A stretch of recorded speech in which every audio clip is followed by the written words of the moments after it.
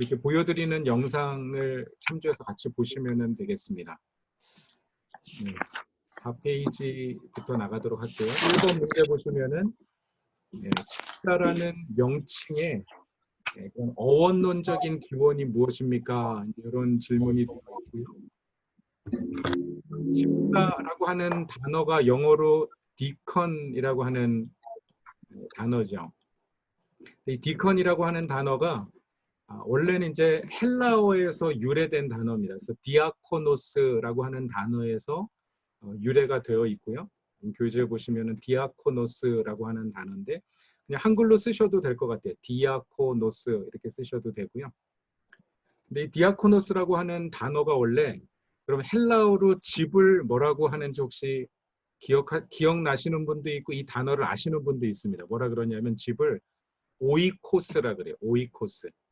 그래서 어떤 교회 보면 소그룹 이름이 오이코스예요. 왜냐하면 신약 시대의 교회는 다 가정에서 모였습니다. 우리가 에베소 교회 그러면 베델 교회처럼 건물을 가진 교회가 아니라 에베소에 있는 수많은 가정에 모이고 있는 교회들, 그 교회를 전체 합쳐가지고 우리가 에베소 교회다 이렇게 부르는데 그 교회라고 하는 단어를 초기에는 물론 이제 우리가 에클레시아 이런 단어도 있지만 이제 오이코스라고 하는 가정이라는 단어도 이제 집으로 교회로 이해를 했는데 교회를 집으로 비유하듯이 그 집을 관리하는 집사라고 하는 걸로 집을 관리하는 사람이잖아요. 근데 그 단어를 교회를 섬기는 일꾼에게도 적용을 한 거죠. 그래서 이제 원래는 디아코노스라는 단어가 집을 관리하고 시중드는 종을 의미하는 단어였는데 이게 교회 직분으로 사용이 된 것입니다. 그럼 사실 그 집을 관리하고 시중드는 종의 개념은 신약 성경에만 나온 게 아니고요. 구약 성경에도 그런 개념이 있습니다. 그럼 집을 관리하고 시중드는 종 누가 있을까요? 아시는 사람이 누가 있습니까? 구약 성경에 보면 아브라함의 집을 관리하던 사람이 누구였죠? 엘리에셀이라고 하는 종이 있었죠. 처음에 하나님이 아브라함에게 자식을 주지 않자 아브라함이 뭐라고 얘기하냐면 이 엘리에셀이 자기 후사가 되기를 원합니다. 근데 하나님이 그가 아니다라고 말씀하셨고 또 하가를 통해서 사라의 여종인 하가를 통해서 아들을 얻었지만 결국 사라의 몸에서 날 자라야 하나님 후사로 삼으시겠다 이렇게 얘기를 하셨는데 그때 엘리에셀이라고 하는 인물이 어떻게 보면 아브라함의 가정의 집사라고 볼 수 있습니다. 또 뿐만 아니라 아브라함의 손자였던 요셉도 마찬가지죠. 요셉도 보디발이라고 하는 이집트 애굽의 장군의 시위대장의 가정에서 섬기던 그 집을 관리하던 집사였죠. 그래서 보디발의 아내가 유혹할 때 집 주인이 당신 외에는 내게 맡기지 않은 것이 없다. 요셉이 모든 것을 책임지고 있던 집사였다고 하는 사실을 알 수가 있습니다. 집을 관리하고 시중드는 사람이 집사인데 우리 한문으로는 집사를 뭐라고 하는지 보시죠. 이게 한문으로 무슨 집자일까요? 보시면은 집자가 잡을 집자입니다. 잡을 집자. 사자는 무슨 사자죠? 일사자죠. 그래서 집사의 어원을 한문으로 보면은 일을 잡는 사람이 집사입니다. 근데 그냥 일을 잡는 게 자기 마음대로 일을 하는 게 아니라 국어사전에 보니까 이렇게 얘기하고 있어요. 주인 가까이 있으면서 집안 일을 돌보는 사람이다. 이렇게 얘기를 합니다. 자기 마음대로 일하는 것이 아니라 주인 가까이 있으면서 주인이 원하는 뜻대로 집안 일을 감당하는 사람이 집사예요. 그럼 여기서 굉장히 중요한 집사의 어떤 자격, 모습 이런 걸 볼 수가 있는. 그럼 집사는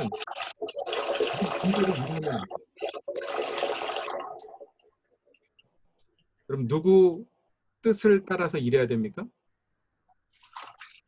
네, 맞습니다. 목사 뜻도 아니고 주님 가까이 있어야 되고 첫째 집사의 자격은 정말 예수님과 가까이 있는 사람이어야 되고 주님의 뜻을 헤아려서 그 주님의 일을 감당하는 사람이 집사입니다. 이런 면에서 보면 그럼 집사는 모든 직분의 기초다 얘기할 수가 있어요. 권사의 파운데이션,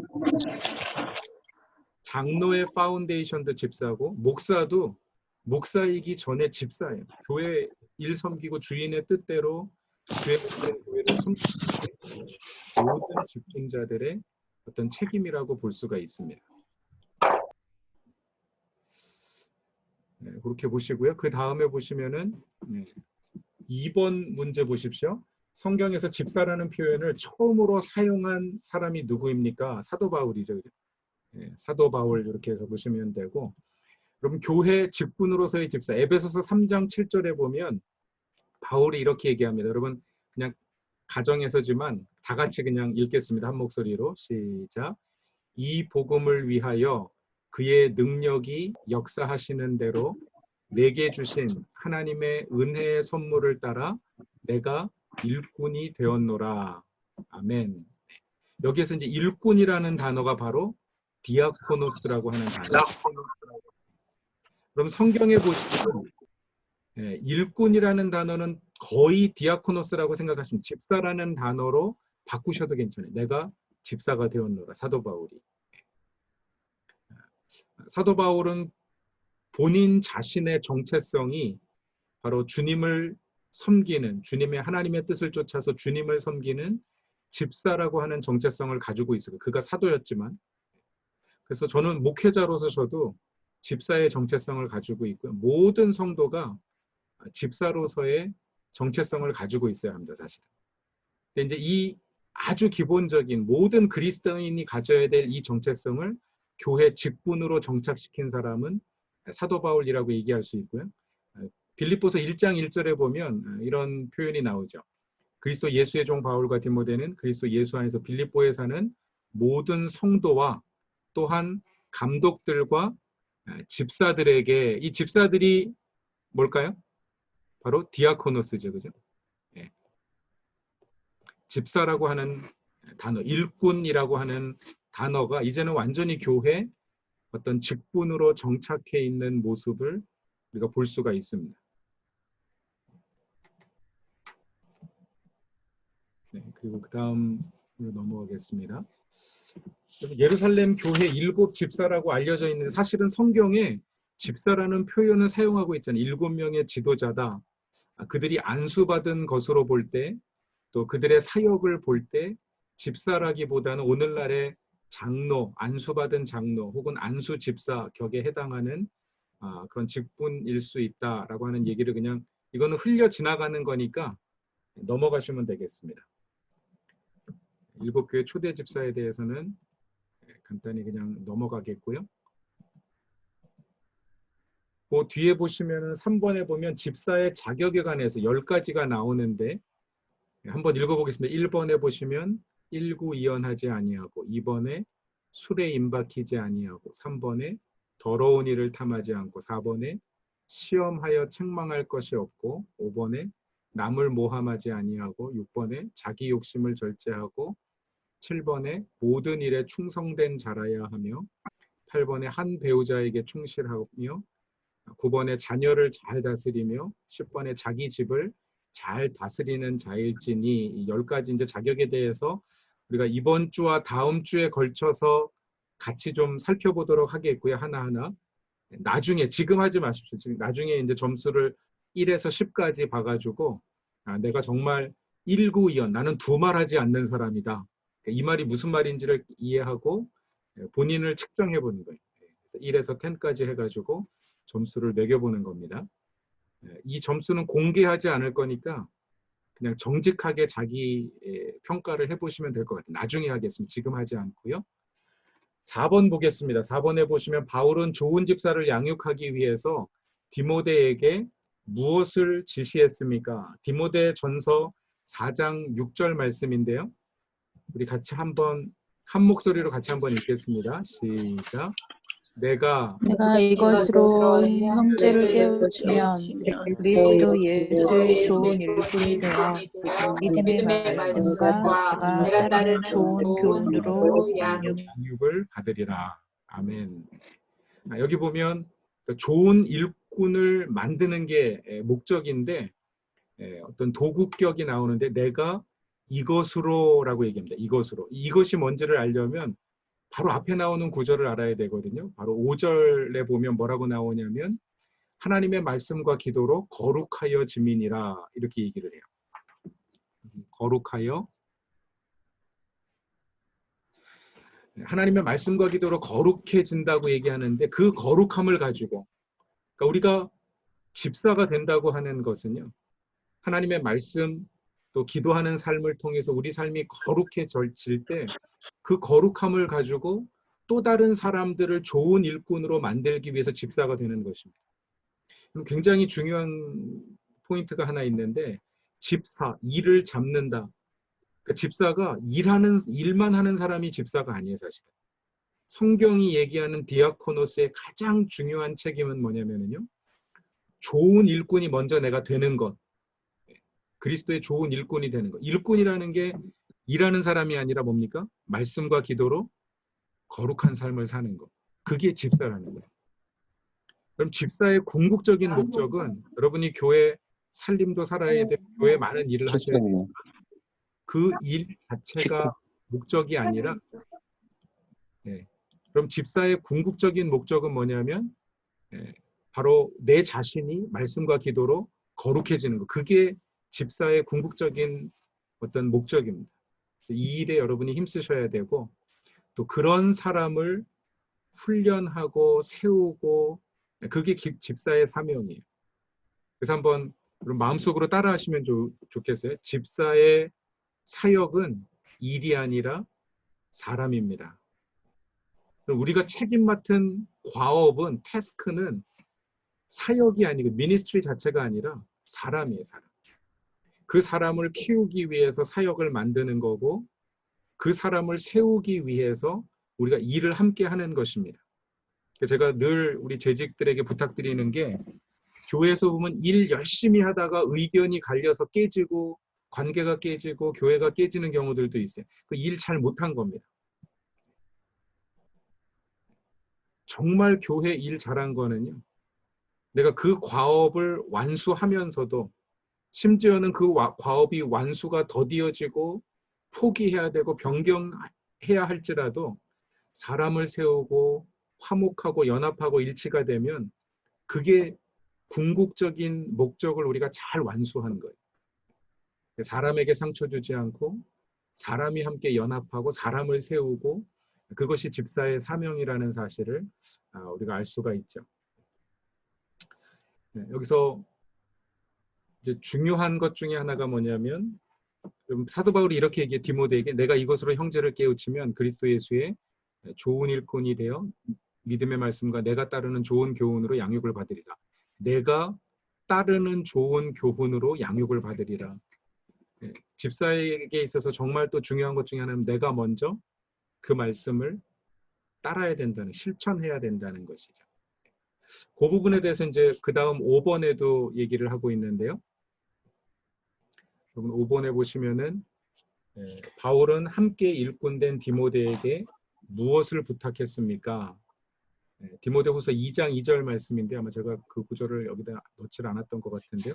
디모데후서 2장 2절 말씀에 보면 그런 말씀이 기록이 되어 있습니다. 내가 많은 증인들 앞에서 내게 들은 바를 충성된 사람들에게 부탁하라. 그들이 또한 다른 사람을 가르칠 수 있으리라. 이게 이제 제자도의 원리죠. 내가 다른 사람을 내가 들은 말씀으로 부탁하고 가르치고 그 사람이 또 다른 사람을 가르칠 수 있도록 만들어주는 것, 그게 제자도의 핵심입니다. 그러니까 집사는 다른 사람을 세워주는 사람인데 그냥 세우고 마는 게 아니라 그 사람이 온전히 서서 또 다른 사람을 세워줄 수 있을 때까지 그렇게 하는 것이죠. 콩 심은데 콩 나고 팥 심은데 팥 난다 이런 속담이 있잖아요. 사과나무의 열매는 사과여야 되고 배나무의 열매는 배여야 됩니다. 열매를 보고 그 나무를 알지니라고 얘기를 했는데, 뭐 직분에 상관없이 어떤 분들은 보면 어느 모임에 가든지 누구랑 만나든지 관계가 깨지는 분도 있어요. 그게 내가 어떤 나무를 지금 심고 가꾸고 있는지를 보여주는 것입니다. 여러분, 목사의 열매는 목사예요. 그럼 선교사의 열매는 선교사입니다. 제가 우리 장로님들께 부탁드리는 것 중에 하나가 뭐냐면, 장로 되셔가지고 교회 일 열심히 하고 뭐 일하는 것도 좋지만, 장로로서 은퇴할 때 나로 인해서 신앙생활하고 나로 인해서 훈련받고 내가 장로로 세운, 정말 그분을 잘 양육하고 세워서 장로를 하나 만들어내지 못하면 열매 없는 겁니다. 장로의 열매는 장로고 권사의 열매는 권사예요. 네. 그럼 집사의 열매는 뭡니까? 제가 언뮤트 해가지고, 집사의 열매는 뭡니까? 대답하십시오. 집사입니다. 네. 집사로 섬기는 동안에 여러분 주변에 정말 좋은 일꾼들을 격려하고 세워서 그분들이 집사로 섬길 수 있도록 그렇게 해주시는 게 우리 열매라는. 그럼 그리스도인의 열매는 또 다른 그리스도인을 만드는 거예요. 근데 내가 신앙생활 20년, 30년 하는데 나로 인해서 또 다른 그리스도인이 생겨나지 못하고 성장하지 못한다면, 그건 우리가 나무를 다시 한번 점검해 봐야 돼요. 열매가 그 나무를 말해줍니다. 내 삶의 열매가 무엇인지를 우리가 점검해 봐야 되는 것이죠. 그럼 마태복음에 보면 이제 우리가 충성된 일꾼을 세울 수 있을 거라고 얘기했는데요. 그런 부분이 나와요. 그러므로 너희는 가서 모든 민족으로 제자를 삼아 아버지와 아들과 성령의 이름으로 세례를 주고 내가 너희에게 분부한 모든 것을 가르쳐 지키게 하라. 볼지어다 내가 세상 끝날까지 너희와 항상 함께 있으리라 하시니라. 우리가 잘 아는 말씀입니다. 근데 여기서 중요한 게 뭐냐면 제자 삼아, 이게 이제 이 전체 구문의 본 동사라고 얘기를 하거든요. 원래 동사는 make disciple이라고 하는 단어, 영어로는 make disciple이라고 하는 단어로 우리가 번역을 하는데, 이게 본동사고요. 이 본동사를 수식하기 위한 분사, 뭐뭐 함으로, 세 가지가 있는데, 하나는 감으로, 세례를 줌으로, 가르쳐 지키게 함으로 이렇게 나와 있습니다. 근데 우리는 그냥 가르치는 것만 생각을 해요. 근데 여러분, 제자 삼기의 핵심은 뭐냐면 가르쳐서 지키게 하는 게 핵심입니다. 지키게 하라 말씀하셨는데, 이 말은 무슨 말이냐면 지킬 때까지 가르치라는 얘기예요. 그러니까 지키는 것의 책임이 제자에게 있지 않고 그 제자를 양육하는 또 다른 제자에게 있다는 것입니다. 그래서 우리가 어떤 직분을 맡는다, 어떤 책임을 맡는다고 하는 것은 사실 어떤 면에서 보면 굉장히 무거운 중책을 맡고 있는 거죠. 왜냐하면 우리가 함께 일하는 사람, 가르치는 사람, 내가 영향을 주어야 할 사람이 정말 말씀대로 살아가도록 만드는 책임이 우리에게 있기 때문에. 그래서 천국 가면 누가 제일 많이 혼날까요? 목사가 제일 많이 혼난대요. 그 모든 책임을, 물론 예수님이 다 짐을 져주시겠지만, 아무튼 그럼 가르치는 사람에게 책임이 요구됩니다. 그러니까 직분 맡은 사람에게 더 무거운 책임이 요구된다는 사실을 알고 여러분이 정말 말씀과 기도에 힘쓰는 모습, 경건한 삶의 모범을 보여주는 그런 집사님들 될 수 있기를 주님의 이름으로 간절히 부탁드리고 축복합니다. 그 다음 보시면은요, 누가복음 16장 10절에도 지극히 작은 것에 충성된 자는 큰 것에도 충성되고 지극히 작은 것에 불의한 자는 큰 것에도 불의하니라, 이렇게 말씀을 하고요.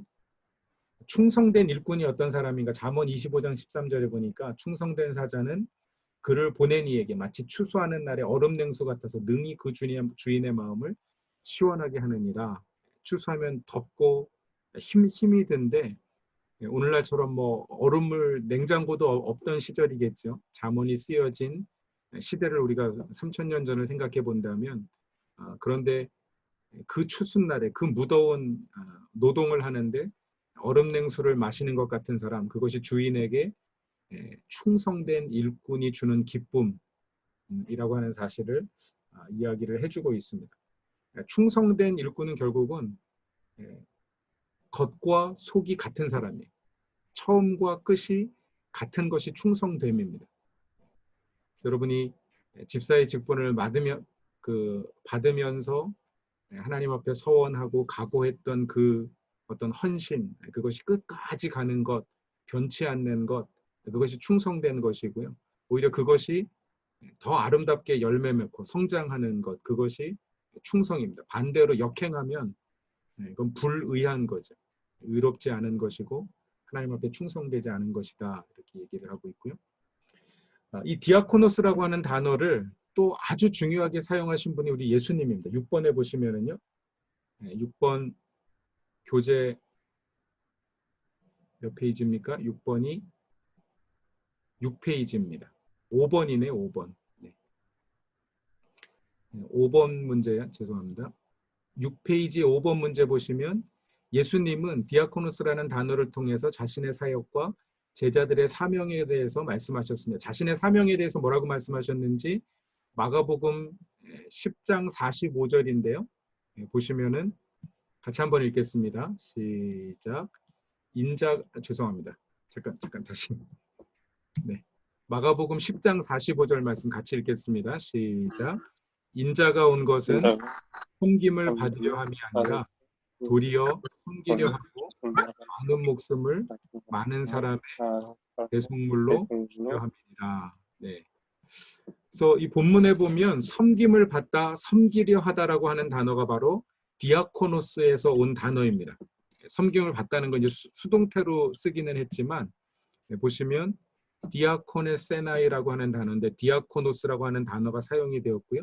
또 섬기다라고 하는 단어도 동사로 디아코네사이라고 사용을 했는데 섬기다라고 하는 일꾼이라고 하는 단어에서 파생된 동사를 사용을 하고 있습니다. 그러니까 예수님이 지금 뭐라고 얘기하시냐면 내가 지금 섬기려 하고라는 말은 집사의 직분을 감당하려 하고 우리가 이제 이렇게 이해할 수도 있는 것이죠.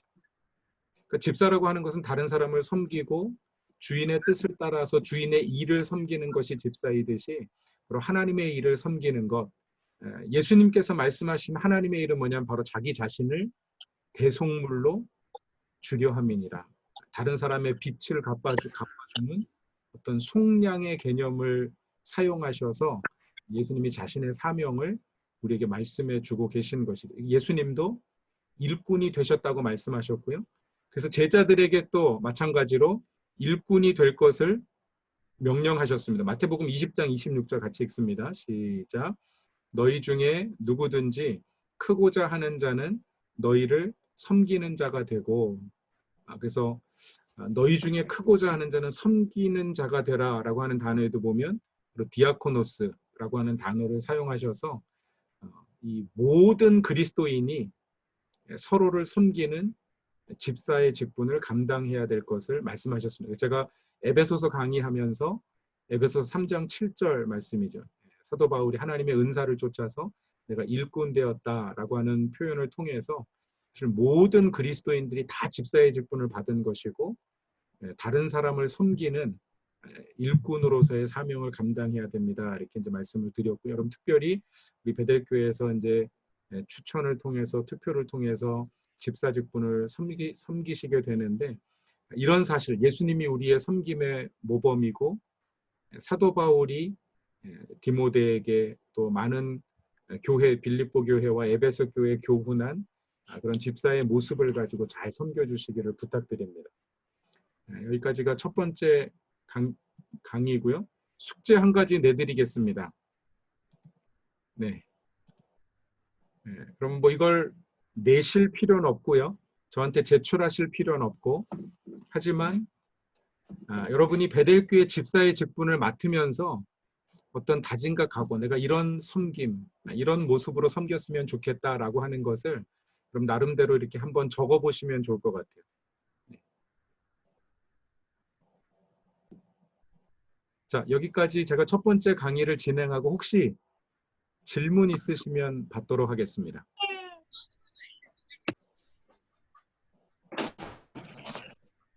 혹시 질문 있으시면 성함 말씀해 주시고 없으시면 다음으로 넘어갈까요? 네. 네, 빨리 끝내길 원하시는군요. 그러면은 네, 다음 과로 넘어가도록 하겠습니다. 이 과의 성경적인 집사의 자격인데요. 네.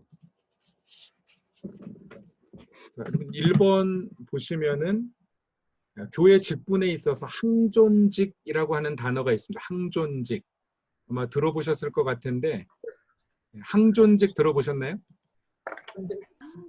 안 들어보셨나요? 모르겠어요. 몰라요. 항상 있는 네, 항상 있는 직분 맞습니다. 그래서 예전에는 이런 표현을 많이 썼는데 요즘은 잘 사용하지는 않는데요. 교회에는 두 가지 직분이 있어요. 하나는 항존직, 또 하나는 임시직. 그 두 개의 직분이 있는데 예, 뭐 항존직이라고 하는 걸 우리가 잘못 이해하시는 분들도 있어요. 항존직에는 두 가지가 있습니다. 장로와 집사가 있어요. 두 개가 항존직이에요. 장로와 집사. 근데 장로는 저희 장로교회에서는 두 가지로 나눠요. 장로는 가르치는 장로와 다스리는 장로. 가르치는 장로를 우리가 목사라고 얘기하고요. 다스리는 장로를 우리가 이제 일반적으로 장로라고 얘기를 하는데, 그러니까 이제 목사도 장로교회에서는 장로의 원래 이제 법적인 교회 헌법에 따른 법적인 직분은 저도 장로예요. 장로로서 가르치는 역할을 하기 때문에 우리가 목사라고 부르는 거고, 또 하나의 항존직은 집사직이 항존직입니다. 그럼 제가 질문할게요. 이제 목사, 장로와 집사가 항존직이라고 했는데 한 번 집사 받으면 영원히 집사인가요? 아닌 것 같아요. 아닌가요? 영원히 집사. 영원히 한 번 집사는 영원히 집사. 교단에 따라 틀린 것 같아요. 거기 교단에 따라 서리 틀린 집사와 안수 집사가 구분이 돼 있는 것 같은데요. 그래서 뭐 서리 집사, 안수 집사가 있는데 안수 집사는 한 번 받으면은 평생 영원히 안수 집사고, 서리 집사는 매년마다 교회가 갱신해 주는 집사거든요. 그치. 그래서 이제 서리 집사라는 단어를 쓰는데 그거는 임시직이냐 좀 생각을 해봐야 돼요. 어떤 목사는 목사가 노회 관할을 받는데 목사 직분을 면직할 수 있습니까? 없습니까? 있어요. 잘못하면 있습니다. 장로 직분 면직할 수 있나요? 없나요? 있어요. 있습니다. 네. 집사 직분도 마찬가지고. 직분이 항존직이라는 얘기는 장로직이나 집사직이 예수님 오실 때까지 교회를 지탱하는 계속 유지되어야 할 직분이다. 그런 의미지 사람의 항존직은 아니에요. 근데 이제 우리가 어떤 목사님들도 약간 오해를 해가지고 교회에서 뭘 잘못해서 쫓겨내서 면직되면 그분은 그날부터 목사가 아니거든요. 근데 옆에 가서 또 교회를 차려. 여전히 스스로 목사예요. 네, 근데 그런 거는 이제 성경적으로 법적으로 볼 때는 조금 다툼 여지가 있다. 그래서 항존직이라는 얘기는 뭐냐면 성경적 명령과 원리에 따라서 교회가 항상 유지해야 될 직분. 네, 여기에는 장로와 집사가 있다 이렇게 보시면 되고요. 이제 임시직이라는 것도 있어요. 임시직은 뭐 이게 표현이 좀 그래서 그런데 교회 사명을 위해서 임시 지정한 직분, 이건 이제 있을 수도 있고 없을 수도 있고, 교단에 따라서 어떤 교단은 권사 직분이 남자 주기도 하고, 장로교에서 권사 직분은 여자분들에게만 드리고, 그런 어떤 전도사라는 직분도 만들고, 또 교회 임시직이 뭐가 있을까요? 강도사도 임시직이죠. 강도사 들어보셨나요? 네. 네. 전문 강도가 이제 네. 나쁜 짓 하는 사람이 아니라 도를 가르치는 강론하는 사람, 강도사. 그러니까 여러 다양한 직분들을 우리가 만들어서 교회 사명 감당하는데 협력하도록 할 수 있습니다. 네. 그래서 이런 직분들은 교단이나 상황에 따라서 변하기도 합니다. 옛날에 한국 교회에는 권서인이라고 하는 직분도 있어요. 권서인. 권서인이 뭐 하는 사람일까요? 권서인 말 그대로 책을 읽도록 권하는 사람이에요. 오늘날로 말하면 전도사에 해당하는 사람인데 성경을 읽도록 권하고 성경을 또 판매하기도 하고 그런 어떤 역할을 했던 사람도 있고요. 자, 항존직과 임시직 직분이 있고 집사는 항존직이다. 이게 교회에 늘 있어야 될 직분.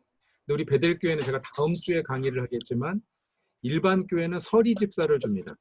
그거는 투표하지 않고요. 교회 목회자와 장로님들 당회가 모여서 1년에 한 번씩 집사를 갱신하는. 매년 갱신해야지 집사 직분을 얻는 거지. 만약에 한 번 이렇게 동의서를 안 보내면 이제 그 해는 집사를 하실 수가 없는 게 허리 집사고, 안수 집사는 투표를 해서 뭐 절반 내지 3분의 2 헌법이 정한 투표를 받아서 안수해서 세운 게 안수 집사인데, 저희 교회는 이제 그 두 개를 이렇게 합병한 적당하게 이렇게 섞어 놓은 집사예요. 왜냐하면 투표를 받으셔야 되거든요. 2분의 1 이상 투표를 받으셔야 돼. 그 대신 안수는 하지 않고 3년의 임기제로 집사직을 수행하게 됩니다. 3년 동안 집사직 수행하고 1년 동안 안식년 하시고 그 안식년 기간에 재투표를 받아요. 재투표를 받아서 또 3년을 임기제 집사직을 저희 헌법이 규정을 하고 있는데, 그래서 아마 이민교회는 그런 교회들이 많이 있고요. 저희 교회가 이제 독립교회다 보니까 그렇게 집사직을 운영을 하고 있습니다. 그 뒤에 나온 게 이제 뭐 항존직이 어떤 직분이 있습니까? 그 이야기는 제가 말씀드렸고요. 장로와 집사가 항존직입니다. 그다음에 뭐 권사, 전도사, 강도사 이렇게 입니다. 근데 이제 한국 교회는 권사도 항존직으로 분류를 합니다. 왜냐면 이제 권사를 영어로 표현하면은 장로를 영어로 elder라고 얘기하잖아요. 나이 드신 분들 elder 이렇게 얘기하는데 권사를 영어로 elderess라고 얘기합니다. 그러니까 여자로서의 장로가 권사. 그래서 한국 교회는 이제 권사도 항존직으로 이렇게 분류를 하고 있습니다. 그런 말씀드리고요. 자, 3번에 보시면 바울은 디모데에게 집사 직분에 관해서 교훈했습니다. 그래서 디모데전서 3장을 한번 펴시면 좋겠습니다. 다 3장을 한번 펴시면 디모데전서 3장 1절에서 3절까지 말씀인데요. 디모데전서 3장 8절에서 13절. 신약성경 339페이지에 있습니다. 뮤트. 너무 시끄러워. 꺼드릴까요? 네. 네, 디모데전서 3장 8절에서 13절인데요. 우리 같이 한번 읽도록 하겠습니다. 이와 같이 집사들도 정중하고 일구이언을 하지 아니하고 술에 임박히지 아니하고 더러운 일을 탐하지 아니하고 깨끗한 양심에 믿음의 비밀을 가진 자라야 할지니, 이에 이 사람들을 먼저 시험하여 보고 그 후에 책망할 것이 없으면 집사의 직분을 맡게 할 것이요. 여자들도 이와 같이 정숙하고 모함하지 아니하며 절제하며 모든 일에 충성된 자라야 할지니라. 집사들은 한 아내의 남편이 되어 자녀와 자기 집을 잘 다스리는 자일지니, 집사의 직분을 잘한 자들은 아름다운 지위와 그리스도 예수 안에 있는 믿음의 큰 담력을 얻느니라. 아멘. 이 부분이 집사의 어떤 자격과 기준에 관해서 우리에게 설명을 해주고 있는데요. 저는 이게 집사뿐만 아니라 권사, 장로, 전도사, 목사 모든 직분의 기초가 집사직이라고 말씀드렸습니다. 권사는 집사 플러스 알파예요. 장로도 집사 플러스 알파고 목사도 집사 플러스 알파예요. 물론 그 알파가 하나님이 인정하시고 또 사람들에게 인정받는 어떤 객관적인 또 주관적인 기준을 충족시키는 그런 부분이 있어야 되겠지만, 집사는 모든 교회 직분의 기초입니다. 그래서 이 기준을 다 가지고 있어야 돼요. 여기 보면 4가지로 우리가 생각을 해볼 수가 있는데요. 집사의 자격이 8절에서 10절까지 나옵니다. 그래서 모든 집사 직분을 받으시는 분들은 6가지 집사의 자격이 나와요. 그 6가지를 오늘 우리가 좀 살펴보겠고요. 그 뒤에 11절에 보면 이와 같이 여자들은이라고 나오는데 이게 여자분들에게만 해당되는 게 아니라 사실 그 당시에 집사들이 남자였기 때문에 그 배우자들을 의미한 것입니다.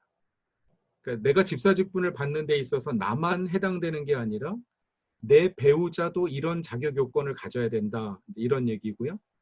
또 12절에 보면 집사의 책임이 있어요. 자녀들을 잘 다스리고 가정을 잘 다스리고 그게 무엇인지에 대해서는 다음 주에 제가 말씀을 드리겠고요.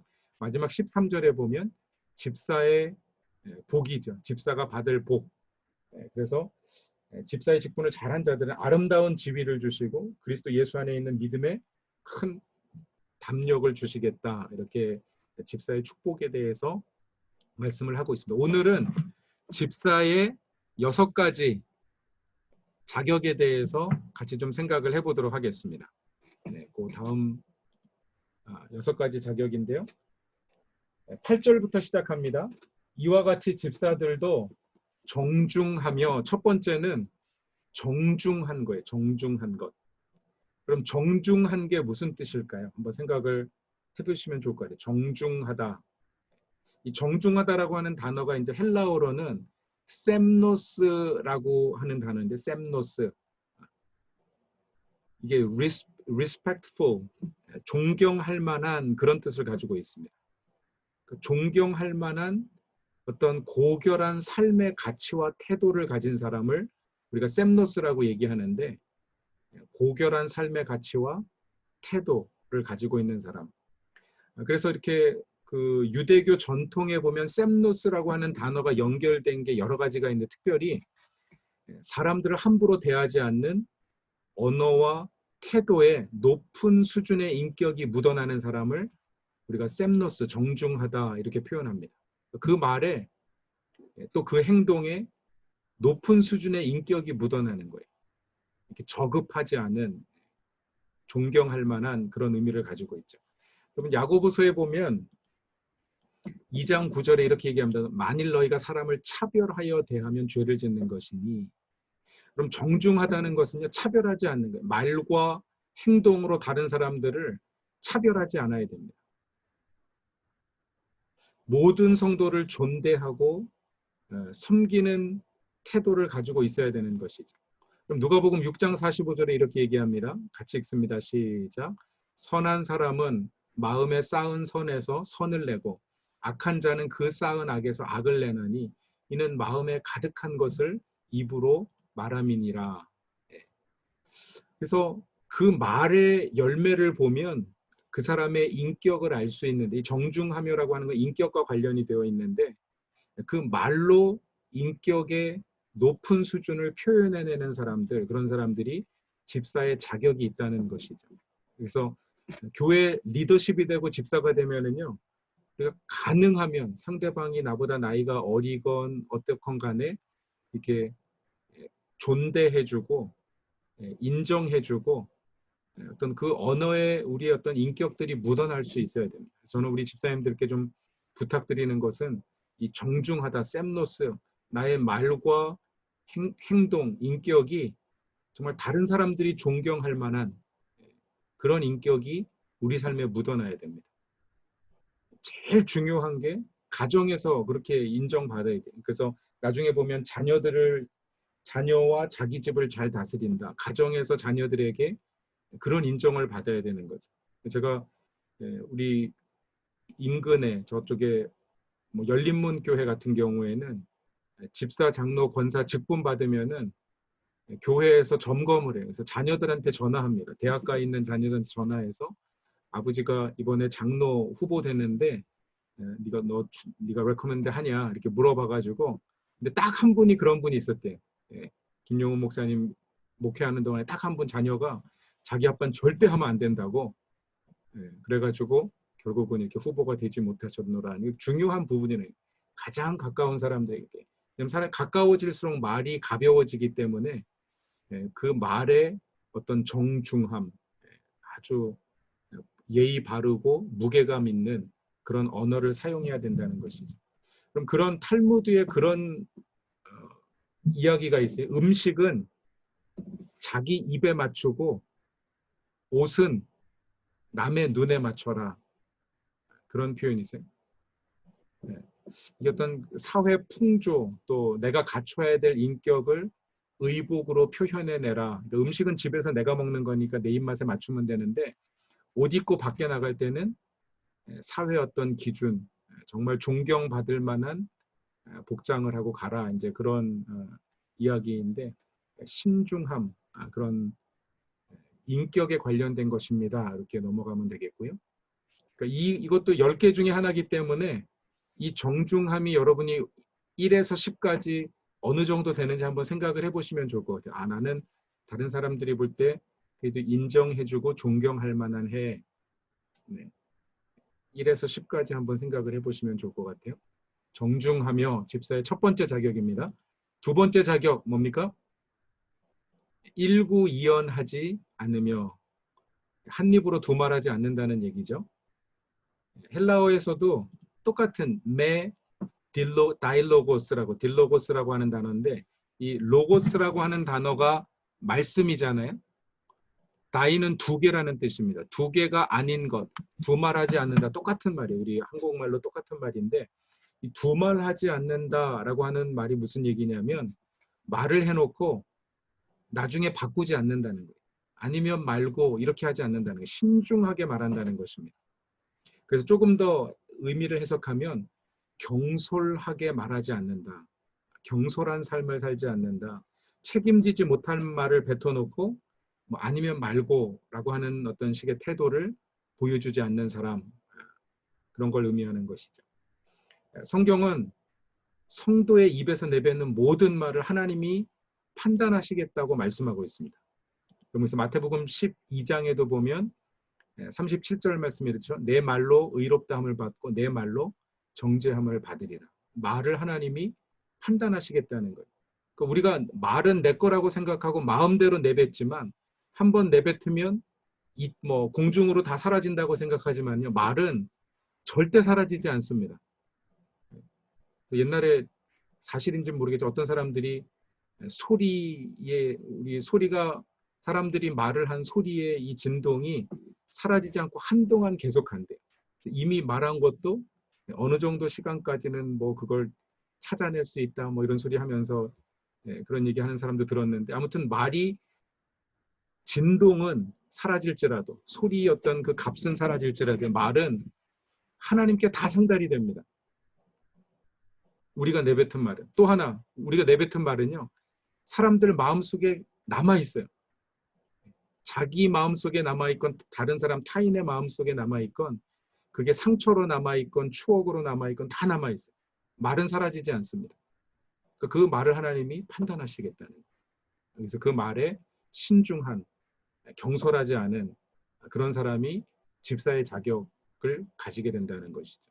그래서 이제 집사로 세울 때 그런 분들을 세워야 된다 이런 얘기고요.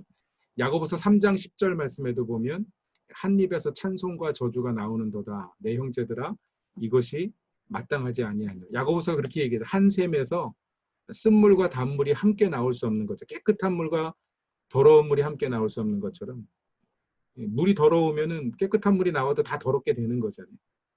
우리가 아무리 하나님을 찬송한다고 하지만 그 입에서 그 마음에 악한 것이 있고 악한 것을 쏟아내는 그 입으로 어떻게 하나님을 찬송할 수 있겠냐는 것이죠. 그래서 그 입이 정말 정결한 깨끗한 그런 사람을 집사로 세워야 된다. 첫 번째는 뭐였습니까? 정중하며 인격과 관련된 거라고 말씀드렸고, 두 번째로는 일구이연하지 아니하며 이제 말에 관련된 거고요. 또 탈무드의 이야기 하나 말씀드릴게요. 물고기는 언제나 입으로 낚인다. 사람도 마찬가지다. 이런 격언이 있어. 탈무드의 격언.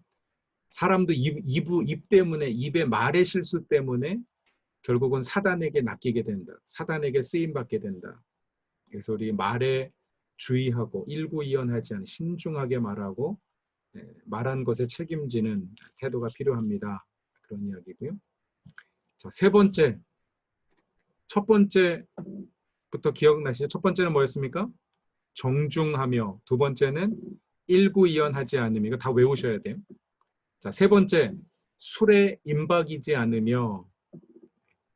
술에 임박이지 않으며. 그랬더니 어떤 분이 그럼 입만 안 베기면 되겠네요. 사실 술에 대한 가르침이 성경에 굉장히 이렇게 모호한 점이 없잖아 있습니다. 조금 뭐 비위에 나는 병을 위하여 포도주를 약간 쓰라 사도 바울이 디모데에게 얘기하기도 하고 술을 마셔야 되냐 말아야 되냐. 그러니까 성경은 지금 술 마시고 안 마시는 문제에 대해서 얘기하는 게 아니에요. 제가 이제 여러 가지 여러 번 말씀드렸지만 제가 이제 탈무드 격언 하나 또 말씀드릴게요. 네. 술이 들어가면 말이 밖으로 나온다. 술이 들어가면 비밀이 밖으로 샌다. 뭐 이런 얘기가 있는데 일구이연도 중요하지만 또 술에 임박이 된 술에 어떤 지배당하는 삶 이것도 경계해야 됩니다. 제가 술 취함에 대해서 말씀드렸습니다. 에베소서 5장 8절 뭐 누누이 말씀드렸는데 같이 한번 읽습니다. 잠깐만요. 에베소서 5장 8절 같이 읽습니다. 시작. 술 취하지 말라. 이는 방탕한 것이니 성령 충만함을 받으라. 그러니까 술 취함과 성령 충만함을 대비시키고 있는데 이게 방향, 디렉션이다 말씀드려요. 디그리가 아니라 성령 충만이 우리가 뭐 10%, 뭐 70% 차는 게 아니라고 말씀드려요. 성령 충만은 디렉션입니다. 그래서 예수 그리스도께서 계신데 우리가 그 인생 예전에는 그냥 이 교회 안에 들어와 있으면은 다 내가 그리스도인인 줄 알았어요. 교회 밖에 있으면은 다 불신자고 그죠? 근데 문제는 뭐냐면 교회 안에 있는데도 그리스도를 향한 사람이 있는가 하면 정말 그리스도에 가까이 있는 목사 같은데도 세상을 향해 있는 자기중심적인 그리스도를 등지고 있는 그런 사람이 있을 수 있습니다. 뭐 술집에 가서 앉아 있어도 거기서 회개하고 하나님 바라보고 있는 사람이 있을 수 있고요.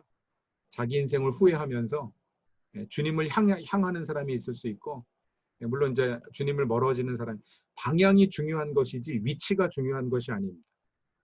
그러니까 여러분 어디에 서 있든지 우리가 그리스도를 바라보는 것 그것이 성령 충만한 자세의 가장 기본적인 자질입니다. 술 취하지 말라. 그럼 술을 왜 취합니까? 술을 왜 마십니까? 자기 즐거움을 위해서 마시는 거예요, 사실. 둘 중에 하나입니다. 하나는 자기 괴로움을 잊기 위해서 먹든지 자기 즐거움을 누리기 위해서 먹든지 둘 중에 하나인데 이 둘 다 그 중심은 자기라는 거예요. 자기 중심적인 삶을 사는 순간 하나님 등지게 되어 있습니다. 하나님을 바라보는 순간 그게 정말 자기를 위한 삶인데 하나님과의 관계가 회복되어지고 은혜를 누리는 삶인데 성령 충만함은 자기 만족, 욕망, 자기중심적인 삶을 등지고 하나님을 바라보는 삶의 태도를 회복하는 것입니다. 성경은 자기 즐거움을 위해서 술에 지배받는 것을 죄라고 규정하고 있습니다. 그래서 우리가 이제 하나 질문해야 될 것이 내 삶을 사로잡아서 예배와 섬김에 방해가 되는 모든 것, 그게 이제 술 취함에 해당하는 것인데요. 하나님의 말씀을 읽고 묵상하고 기도와 예배와 사는 삶을 사는데 방해가 되는 것이 무엇입니까? 그게 술 취함이 될 수 있죠. 그래서 아마 여러분 에베소서 뭐 오래돼서 잊어버리셨겠지만 그 술 취함을 이렇게 대치할 수 있는 수많은 것이 쇼핑에 취하지 말라 이는 방탕한 것, 골프에 취하지 말라 이는 방탕한 것이니 오직 성령 충만함을 받으라. 자기 즐거움에 돈의 쾌락에 뭐 어떤 유혹에 취하지 말라. 분노하지 말라. 이는 방탕한 것이니 성령 충만함을 받으라. 그러니까 내가 내 어떤 욕망, 내 중심적인 사고 가치로 살아가는 모든 것이 술 취함으로 대치될 수가 있습니다. 그래서 이제 그런 부분에 있어서 우리가 고민을 해야 되는 거고요. 첫 번째 뭐였습니까? 정중하며, 두 번째 일구이연하지 않으며, 세 번째 술에 임박이지 않으며, 자 이제 네 번째입니다. 더러운 일을 탐하지 않으며. 더러운 일을 탐한다. 이게 뭔가 이제 탈무드에서 어떤 가르침이 있냐면 더러운 이득은 세 가지가 있다고 가르칩니다. 물론 세 가지 더 많이 있겠지만 탈무드에서 가르치는 더러운 이득은 첫 번째로 남을 속이고 사기로 버는 돈. 사기치고 버는 돈은 이건 더러운 이득이다. 어떤 의롭지 않은 이득이다. 이게 두 번째는 빌려서 갚지 않은 돈. 이것도 더러운 이득입니다. 빌려서 갚지 않은 돈. 근데 세 번째는 또 재밌는 게 남에게 빌려줬는데 너무 가난해요. 그럼에도 불구하고 그 돈을 뺏어오는 것, 가난한 자를 쥐어짜는 것도 예, 의롭지 않은 더러운 이득입니다. 이렇게 얘기를 하고 있고요. 제가 이번에도 이렇게 경기가 어려워지고 하면서 LA 쪽에 있는 한 건물주가 쇼핑몰을 가지고 계신 분이 렌트비를 50%인가 전체 다 업주 모든 분들을 50% 3개월간 깎아줬습니다. 뭐 이런 기사를 제가 한번 본 적이 있는데 궁금해서요. 이분이 크리스찬일까 도대체? 굉장히 좋은 선한 일들이지. 어려움을 함께 나누는 것, 이것이 이제 성경이 얘기하는 의로움의 어떤 또 하나의 모습인데 더러운 이득은 이런 것입니다. 내가 또 하나 이제 우리가 붙일 수 있는 것은 뭐 캐테키즘도 그렇고요. 불로소득. 노동하지 않고 얻은 소득. 그래서 뭐 투자도 마찬가지일 수가 있고요. 렌트비 받는 것도 마찬가지일 수가, 이런 것들도 어떤 그런 성경에서 얘기하는 의롭지 않은 소득이라고 얘기할 수 있는데, 그러면 투자가 잘못된 겁니까? 또 그렇게 얘기할 수도 없어요. 그게 또 오늘날 경제를 움직이는 하나의 축이기 때문에 렌트비 받는 게 나쁜 겁니까? 이렇게 얘기할 수는 없지만 과도한 렌트비, 가난한 자를 쥐어뜯는 렌트비는 나쁘다고 얘기할 수 있고요. 적정한 정말 성경적인 의로움을 위해서는 한국에서도 그런 운동 하잖아요. 이렇게 뭐라 그럴까, 전세비 깎아주기, 뭐 크리스찬들이 그런 운동도 하고 그러는데 필요한 것이고요. 불이한 이득을 어떻게 사용하는 것이 하나님의 뜻입니까? 누가복음 16장 9절에 나중에 찾아보시면 불의의 재물로라고 하는 표현이 나와요.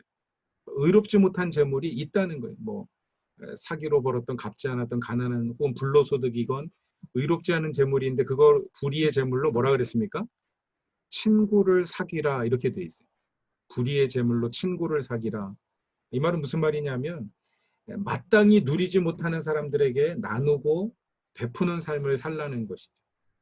그러니까 우리가 정당한 노동을 통해서 얻을 수 있는 수익이 있는데 하나님이 그 이상 내게 어떤 복을 주셨다.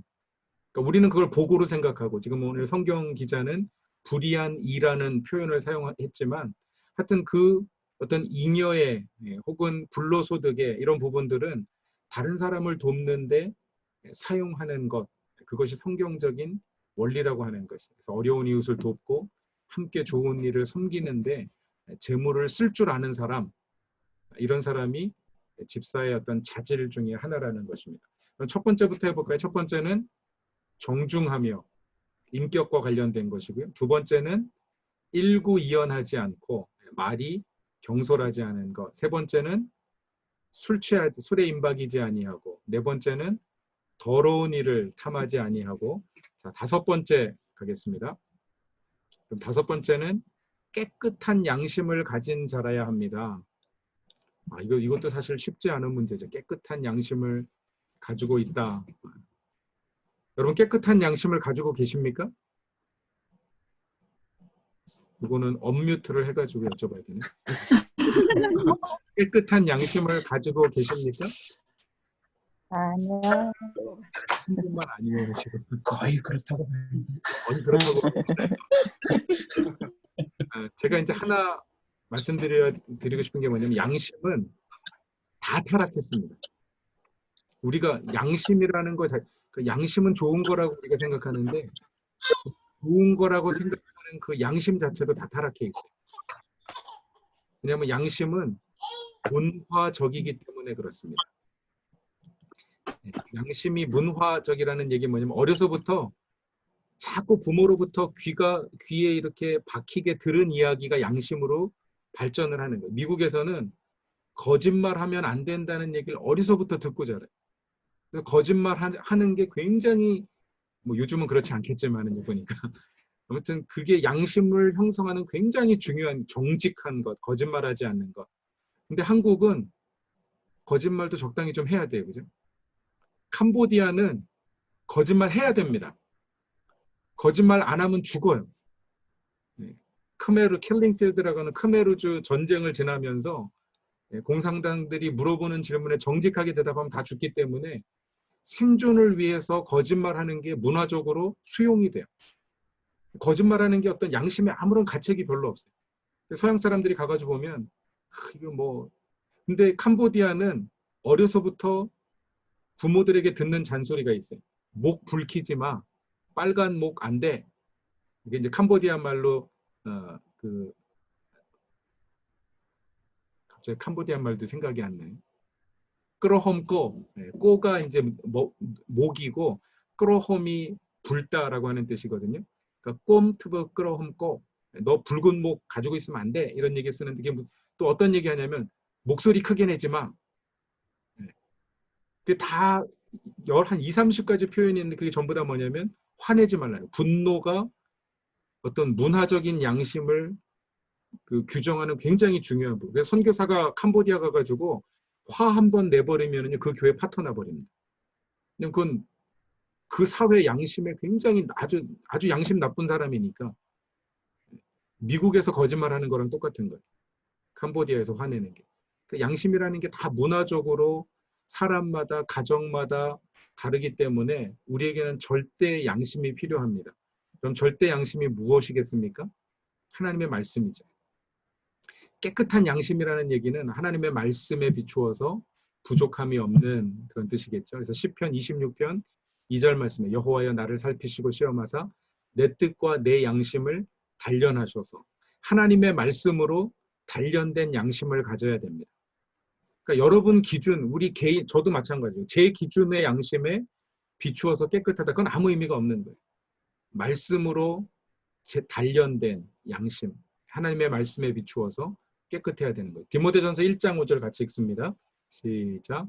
이 교훈의 목적은 청결한 마음과 선한 양심과 거짓이 없는 믿음에서 나오는 사랑이거든. 이 교훈의 목적, 그러니까 하나님의 말씀이 가지고 있는 목적은 뭐냐면 우리가 청결한 마음 갖고 선한 양심을 갖고 거짓이 없는 믿음을 가지고 결국은 거기서 나오는 궁극적인 프로덕트가 뭐냐면 사랑이라는 거죠. 그런 선한 양심을 가지고 우리가 섬기는 사람, 집사의 자격이고요. 첫 번째부터 하겠습니다. 첫 번째는 정중하며, 두 번째 일구이연하지 않으며, 세 번째 술에 임박이지 아니하고, 네 번째 더러운 일을 탐하지 아니하고, 다섯 번째 깨끗한 양심을 가지고, 이제 여섯 번째 마지막입니다. 네, 마지막은 믿음의 비밀을 가진 자여야 합니다. 믿음의 비밀. 다른 말로 하면 복음의 비밀이죠. 복비, 회복. 기억하시나요? 복비, 회복. 복음의 비밀은 회복입니다. 무엇을 믿어야 합니까? 복음을 믿는 거지. 예수 그리스도께서 우리에게 주신 복음을 믿는 것인데, 그럼 복음이 뭐냐? 조금 길게 표현하면 복음은 죄를 무력화할 수 있는 회복의 능력입니다.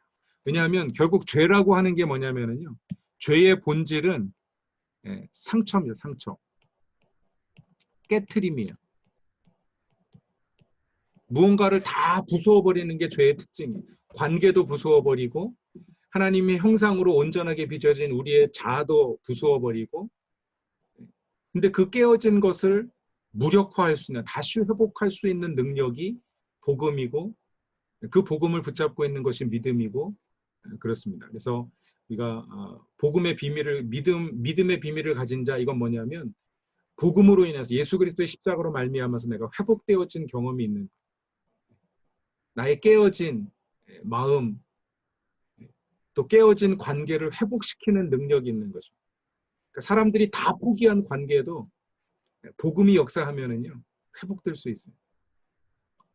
세상적으로는 소망이 없는 사람도 복음이 역사하면, 그 안에 성령이 역사하시면은요 회복될 수 있습니다. 그 회복을 경험한 사람이 집사의 자격을 가지고 있는, 뭐 사실 우리가 예수님을 인격적으로 만나면 다 그런 경험이 있죠.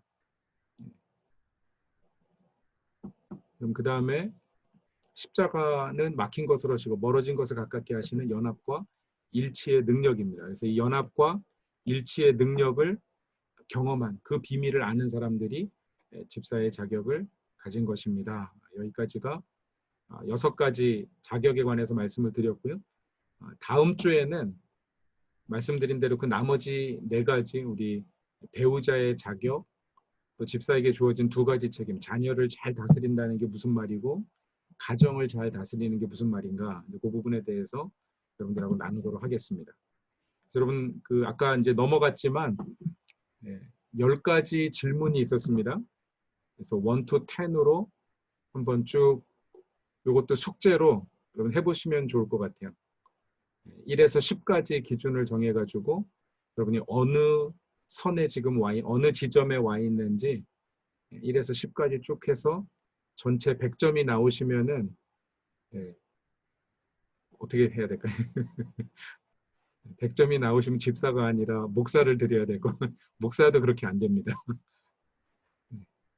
하여튼 우리의 수준을 우리가 좀 알고 내가 어떤 부분에서 부족한가, 자기 집을 다스리는 게 부족한지 그런 부분들 우리가 좀 체크해 보면 좋을 것 같습니다. 자, 여기까지 하고 혹시 질문 있으시면은 간단히 제가 답변하도록 하겠습니다.